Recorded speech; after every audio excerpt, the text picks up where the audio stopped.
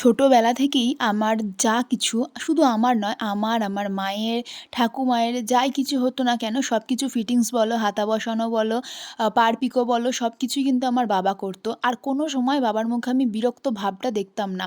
আর আমার বিয়ে হয়ে গেছে প্রায় ৫ বছর হয়ে গেছে। এখনো অবধি আমার যাই দরকার পড়ুক না কেন আমি সবকিছু গুছিয়ে ওই বাড়িতে নিয়ে যাই। আর বাবা হাসি মুখে সেগুলো করে দেয়। আর আমাকে ২ বার ৩ বার করে পড়ে দেখতে বলে, "দেখ, দেখ ঠিকঠাক ফিটিংস হয়েছে তো? না হলে আরেকবার দে আমি খুলে করে দিচ্ছি।" আমি কিন্তু অনেক ভাগ্য করে এরকম বাবা পেয়েছি। সবাই কিন্তু এরকম ভাগ্যবতী হয় না। তো তারপরের দিনে আমি শ্বশুরবাড়ি চলে এলাম। আর আমার মেয়ে তো কিছুতেই মামার বাড়ি থেকে বাড়ি আসবে না। তার সে কি কান্না, কি মন খারাপ। আমি টোটোয় উঠে গেছি, কিন্তু সে আর আমার কোলে আসবে না। সে আমাকে টাটা করে দিয়ে তার দিদার কাছে থাকবে, এরকম ব্যাপার।